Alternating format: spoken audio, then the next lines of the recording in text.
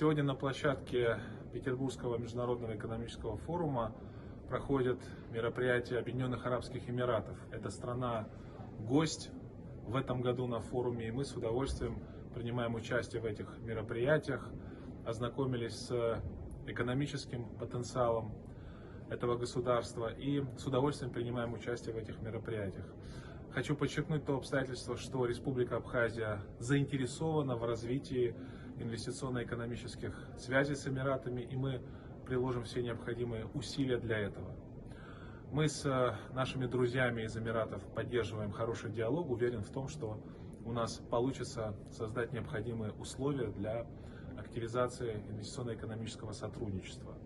Хочу отметить, что Объединенные Арабские Эмираты – это государство, которое проводит суверенный внешнеполитический курс. На сегодняшний день это крайне важно, особенно в контексте формирования многополярной международной системы, такой системы, где будет существовать множество суверенных центров силы, которые будут мирно общаться между собой, мирно сосуществовать. В конце концов, это естественное состояние мира, когда существует множество центров силы, где нет гегемонии, где есть спокойное, дружественное общение между государствами.